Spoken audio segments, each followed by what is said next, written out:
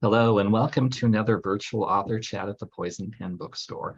I'm John Charles, and today the Poison Pen is delighted to have with us author Desideria Mesa, whose new book is Bindle Punk Bruja. Before we begin, I would like to let those listening in know that they can obtain one copy or more if they'd like from the Poison Pen of Desi's new book. Simply give us a call or go online, and we would be happy to connect you with this truly wonderful, it's a debut novel, isn't it? It is, yes. And now I'd like to welcome Desi. Thank you so much for having me. I'm real excited for Thank all of you. this. So Oh, appreciate the opportunity. thank you for being here. I'm always fascinated by authors, especially how they got to where they're at, but who they were before they decided to become an author. And you have kind of an interesting background. Can you tell us a little bit about yourself before your journey to publication? Yeah, well, there's probably a lot to my background, but I originally, for so many years since I was a teenager, I was actually writing poetry and songs and didn't even really realize that writing was something that I could do until I decided to go to college for the first time. I was about 34 when I Oh, went to one semester of college. I did well, but I'd gone to that one. And my English class that I took, there was just the 101. I began to research some things about Kansas City for a paper, and I just fell in love with learning the craft of writing. oh. And since then, kind of did a lot of self-teaching. But yeah, I don't know which part of the background you're asking about because there is a lot to There is it, a lot. but If I'm understanding correctly and hearing correctly, you really didn't intentionally start out to be an author. That was didn't. kind of, No, I actually dropped out of high school twice. I did not graduate. I moved on to getting married, having children, just working from home, doing daycares, and um, always loved just expressing myself through writing. And like I said, when I went to that college class, I'm like, maybe I really like this. And there's been a story in my head since I was a teenager. I don't know if I know that there are writers that do this, but I would hear a song and I would just play scenes over and over and over in my head. And I saw it as kind of a movie. And when I was about 35, I just wanted to write it down and see what happened. And it just really took off from there. and that's Bindle Punk Bruja. That became Well, the, that was actually a sci-fi series. It was oh, too big to be really a debut. I still have it and I want to do something with it, but Bindle Punk Bruja was born out of after I got that other story out of my head. I really wanted to write something that was maybe a little more meaningful. The other one's more like action, and that kind of thing. But this one was more personal to me. oh. What can you tell us about Bindle Punk Bruja? Well, it is a journey of a daughter of an immigrant in 1925. She is white passing. Her father is a white lawyer who does not acknowledge her, and her mother came to this country. I used a lot of my own family's, what I understand our history and how we got here from my grandparents. My great grandmother had this tale of getting here, and jumping on a train and barely making it while holding on to her baby, which was my grandfather. Mm. There's just little pieces hinted in there at that, but I took it at the place of Luna, where she was born here, and really feels like she doesn't know where she belongs, whether it's in the Mexican boxcar community or, being white passing. Should she forge her own path with having opportunities her family doesn't have, and really researching my family's journey and Kansas City in that era it was just a perfect setting for all of that. And I had to use magic because, Mhm. it's fantasy and I love fantasy. So I wanted to pick a Mexican folklore style story to kind of weave into that as inspiration. Your heroine really does live in two worlds. It's Rose and Luna, is that correct? Yeah, her name is Luna Alvarado.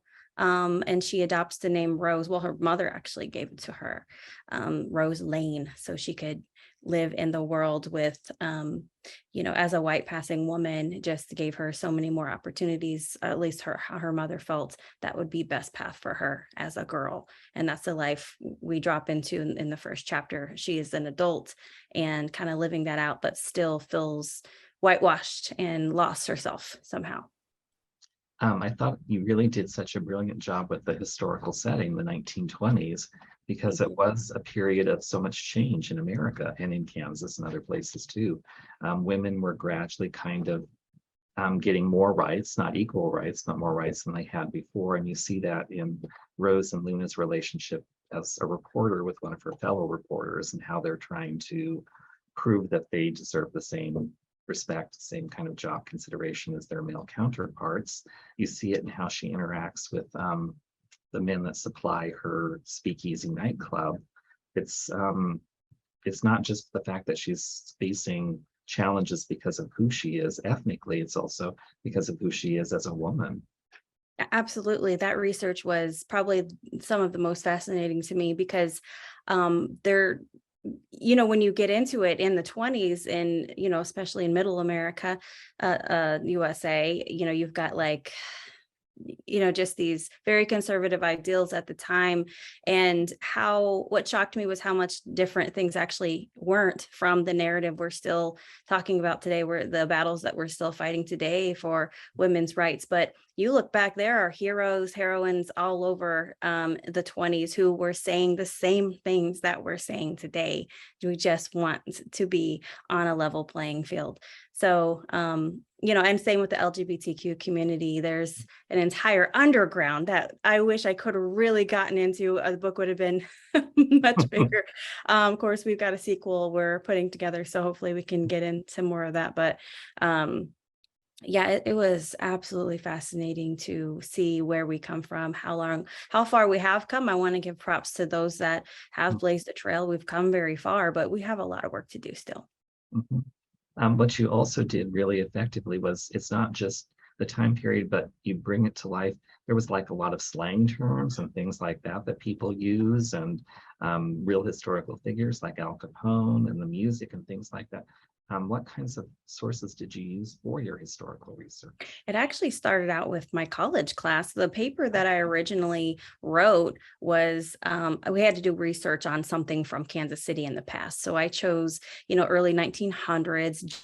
George Kessler, who in many major cities in America, if not most of them, was designing the parks and boulevards. And so my paper was about that. It doesn't sound exciting, but what I got into is when you redesign an entire city, you kind of have to move out and displace the undesirables.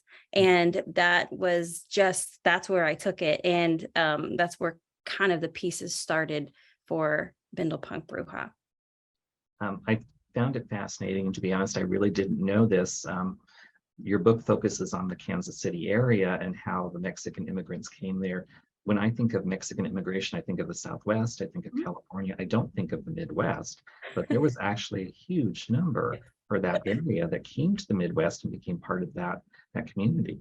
Many cities, you look at Midwest cities, you'll find histories of that along the railroad, if there are cities that are along the railroad that were stretching east to west. And they were, living in these boxcars, not because they wanted to. No one wants to stuff, 8 to 10 people into a boxcar. But, at that same time, language barrier, also title restrictions were becoming a huge thing. Thank you, J.C. Nichols, for all of that. And he, in Kansas City, made sure, and in many cities, that whites only, it says it on the title restrictions. You can't buy here, you can't rent here.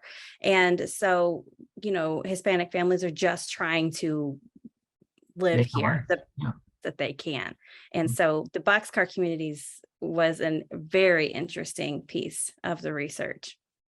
For those that aren't familiar, can you elaborate a little bit on what the boxcar communities were? Sure. So cities were hiring Mexican immigrants for cheap labor, obviously, to come up from Mexico. The men would come up first and they would work on the railroads. And to house them for free, they let them live in boxcars that were around the rivers, around the railroads. And eventually they would make enough money to send for their entire families to come up and live. And again, not having really access to housing, they would live in those boxcars. And eventually some cities would put programs together to try to help with the language barriers and education and housing. But at that time it was, send for your family, and everyone's living in these boxcars, trying to fix them up even to make them look kind of like houses. And it was an entire community. That's fascinating. I also found a reference somewhere about your book in the Guadalupe Center. Can you tell us a little bit about what that was? Yeah, the Guadalupe Center, and I don't have my notes to see exactly the year, but its whole purpose began to help with, well, actually what the newspapers were calling the Mexican problem. I actually had some here. I was going to do some videos on TikTok later on some of this. And the Mexican problem, as it said in the newspapers, was referencing these families that were stuffed into these boxcars. The children weren't able to really go to school because of language barriers, and they just saw a need to, especially upper class white women saw a need. They wanted to go in and help. And while they were well intentioned, when it first started, it was to Americanize these communities rather than help them, keep their culture and develop their own communities. So they would teach English, they would teach them how to make what they called proper American meals, teach children how to play proper American games with other children and things like that. And eventually the Guadalupe Center was kind of taken by the Mexican community and used to develop their own communities so that they could maintain their culture. It's fascinating. There's also an element of fantasy in the form of magic in your story. Can you tell those of us who might not be familiar with it a little bit about what bruja is, what earth magic is? So bruja is Spanish for witch, basically. Brujeria is a type of witchcraft that goes way back. I'm not even sure how far back it goes, but it's like Mexican witchcraft. And there are a lot of fascinating things that are different in brujeria that I've researched than in the kind of witchcraft we typically see from European stories and even old American stories. There's some things I'm going to be weaving into the sequel, especially that are specifically Mexican brujeria. And I don't want to give too much away on that, but it is, I chose an old tale just regarding magic dirt, and it's very simple. I just wanted it to really be symbolic, more or less, of Luna's identity and her, coming into herself and being proud of who she is. It was very interesting. I could be wrong, and correct me if I am, but it seems like part of Mexican bruja magic is based on knowledge of botanicals, of herbs, of plants. Yes. So there's even different groups, I guess, if you will. There are those who believe more of a superstitious side. They're not going to call it magic, because there's also a history of that being evil. And so there's a side where it's just about healing, spiritual healing, physical healing. There are things that they would do, superstitiously for healing purposes. But then there's also another side that I explore with Luna that is capable of a whole bunch of other things. So I kind of wanted to dig into weaving all of it because it's just fascinating to me. Can you talk a little bit about your writing process? Because you've not only written Bindle Punk Bruja, but you've done short stories, you've done poetry. When you're approaching a project, how do you know which format you want to go? Talk about your writing process. Yeah, sure. Well, like I said, a lot of it is self-taught. So I would research things and I would apply them, research and apply them. But when it really comes creatively for me, I start out by listening to music. It's very inspirational. I'll kind of draw a scene in my head. Now, when it comes to poetry, I don't claim to be I'm not knowledgeable in the art of poetry. And somehow people are responding to what I'm putting together. It is 100% an outlet for me. So on my website and on Twitter, I share a lot of poetry, on Instagram as well. And the short stories I have on there are also just for expressive purposes, but I really enjoy immersive writing. So, that's, if I were to describe my writing in any way, I want to immerse you into a setting, into a person's journey, into a feeling even that you carry with you and hopefully stays with you for a while. I think you succeeded with the book. You do build that world. It's very rich. It's very evocative. Thank you. I would say that, I'm not sure, but I would think that from your work as a poet, that can influence your work as a novelist, because I see you making word choices that are very careful. You're very you want things to sound a certain way as a novelist. I do. Voice has been number one thing to me. The narrator themselves are almost always the main character for me. I like that first person as close as you can get. Um, uh, Limited narrator. Just basically just get as close and the head of a person as you can get so you can walk right in their world. And in 1925, when you were talking about the language that they were using, the slang and all of it, I wanted to bring things that we typically didn't see in the movies we've seen, in the books we've seen in the past, really explore that underbelly, that underground side of the 1920s. It's not Gatsby, it's not glittering as much. There's a lot more stories to be Darker. told there. What was it like getting the book published? Because you had this idea, you wrote the book. You're not, as you said, well versed in the field of writing and authorship. Was it purely by luck? Did something happen? Well, when I wrote the sci-fi series, I had to get that story out of my head. It's been in my head since I was playing with Barbies, and I'm like, okay, I've got this story, I got to get it out. And I wrote it down with the intention that I was going to get published. And I will tell you, at that time, I had no idea what that meant, what that was going to take. I didn't know that I was going to have to query for an agent. I didn't even know what that meant at the time I just wrote it. By the time I wrote Bindle Punk Bruja, I understood what the task was. And I also wrote that with the intention that I want to get this published. I write things that others may read them.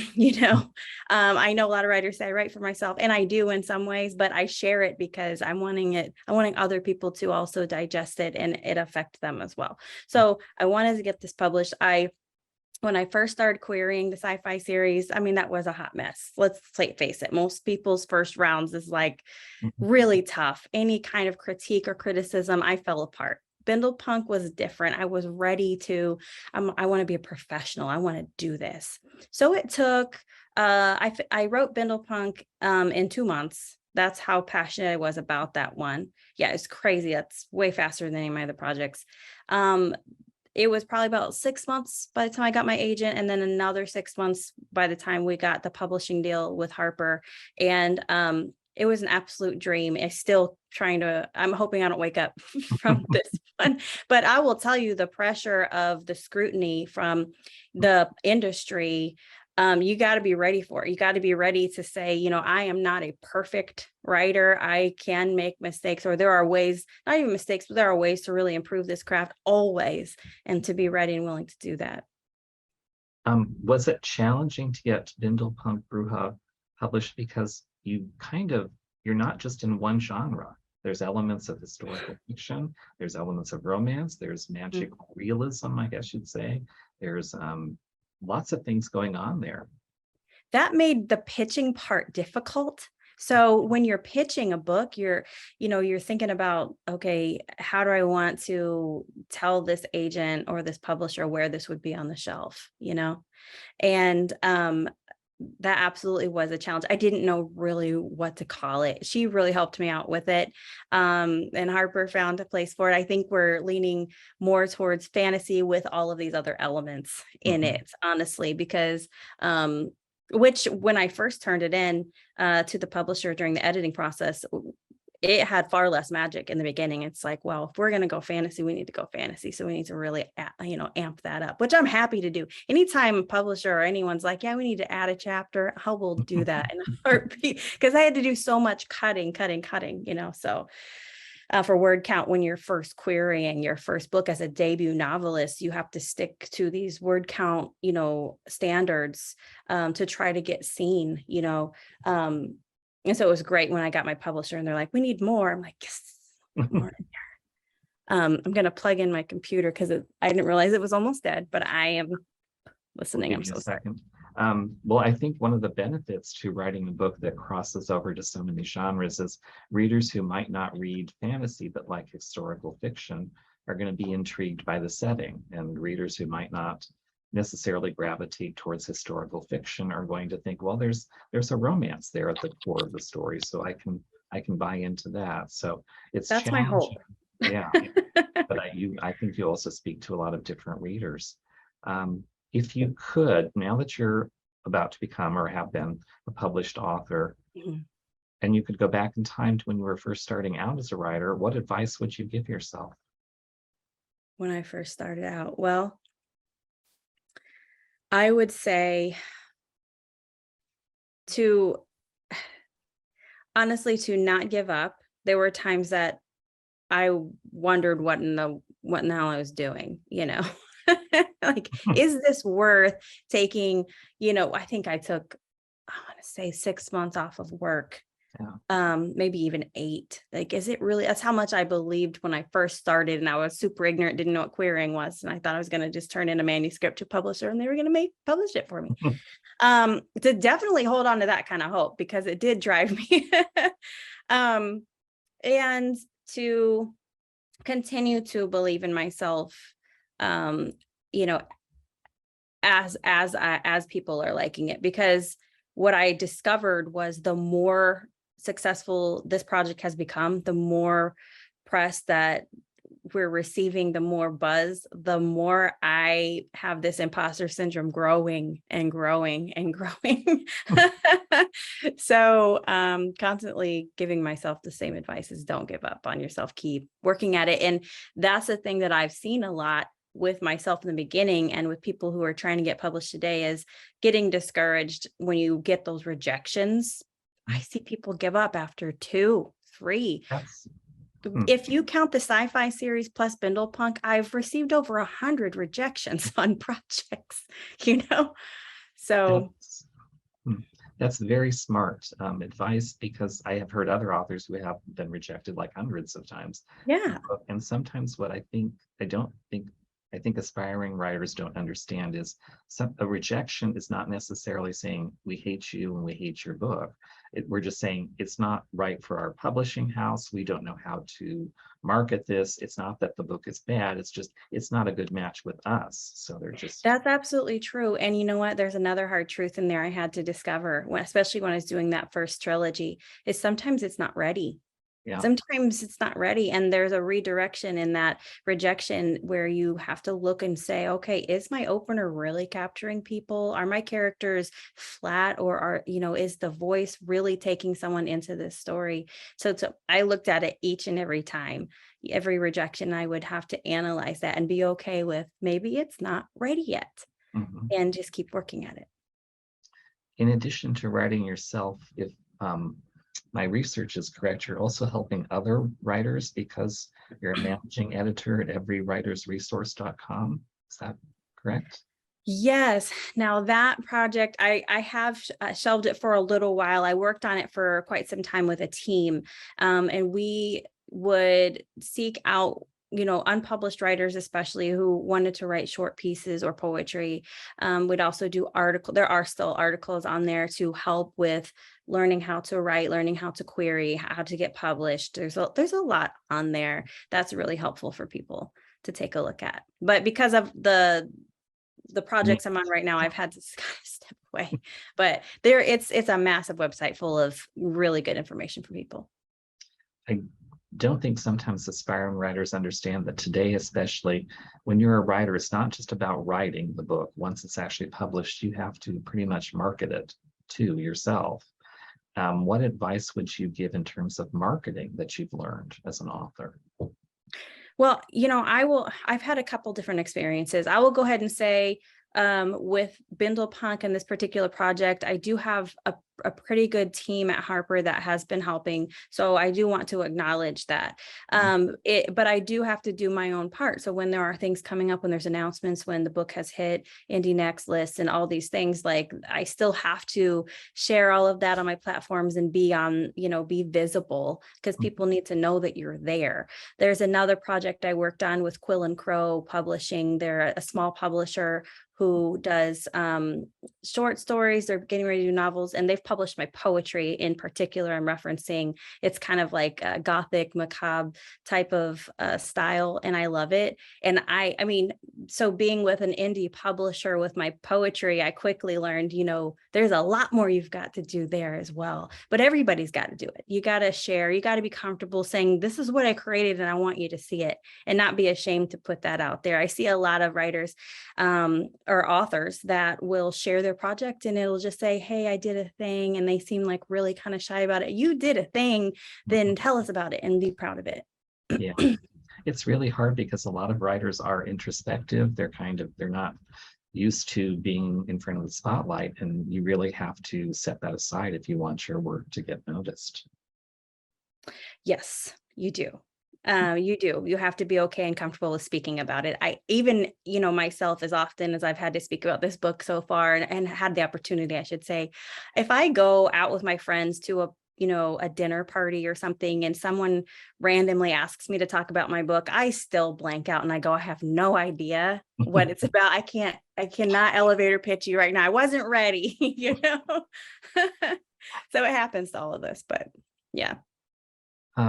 If we can switch gears a little bit and talk about Desi as a reader, if I understand correctly, like your book, you read a lot of different kinds of things. Can you share some of your favorite books, maybe, with us?